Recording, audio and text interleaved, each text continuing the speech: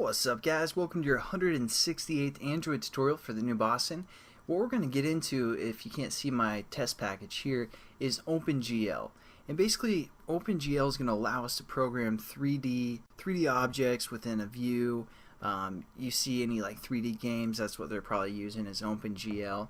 And as well as like it's beneficial for just processing information and pretty much any kind of game development. So it's pretty useful. What we're going to do is just basically develop a 3D square and have it rotate.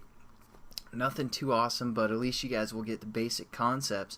And what we're going to do is we're going to set up 3 classes. So just get those set up. First class we're going to call GL, capital G, capital L, example. And that's going to be our main activity class.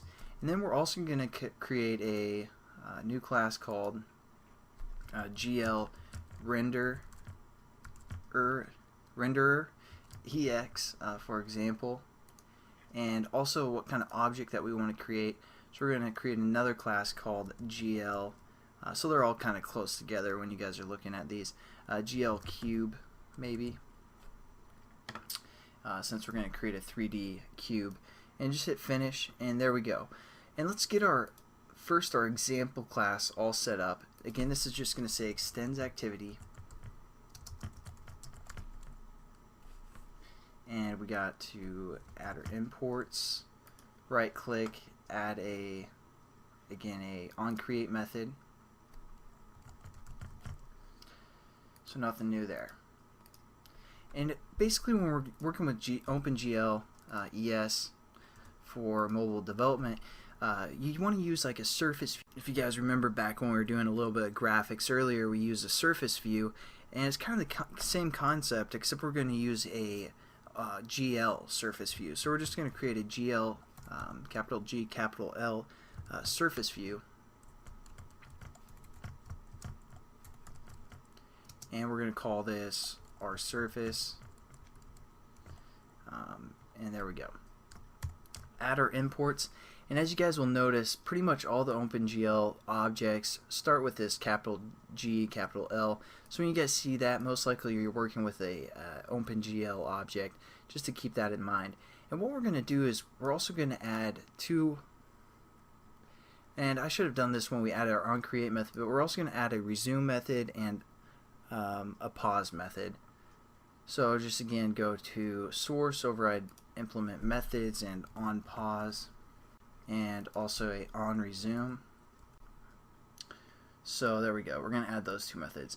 And basically when we work with OpenGL, we're going to create a surface view of some sort that's going to be a GL surface view, and we're going to basically set that to be a we're going to set a renderer to that surface view to render the way that we want it to set up the camera, set up all the stuff that we would like, and then we're just basically going to pause that surface view, and we're also going to resume it as well. So just to get that set up, we have our surface instance, and we're just going to call this and we're going to set this equal just to a new GL surface view. So pretty default there, and that's supposed to be equals, and that's supposed to be capital L as well. So, and we have to pass in a context, so we're just going to relate to the context of this class, and there we go. We have our surface view set up, and now what we're going to do is basically we're going to have one more line of code, but we'll get into that in the next tutorial. But then we're just going to set our content view to our GL surface view. So it was called our surface within the onCreate method, and then all we're going to do is pause this surface and restart it within our pause and resume method, because again we don't want to use more, we don't want to use up memory that we don't even need. So we're just going to say surface view our surface dot on pause, and that's just going to pause our surface view. Pretty simple. And we're also just going to say our surface dot on resume. So basically that's just going to pause our surface and resume it. Pretty standard. So that's the basic setup of this activity. Again, we're going to add a renderer to our surface view to handle some methods for us, but that's going to go there. But besides that, we're pretty much done with this activity. Again, you guys can keep this open for the future tutorials when we add that renderer in, And these are the 3 classes that we're going to work with. So I'll catch you guys in the next tutorial. Hope you have a good one, and see you later.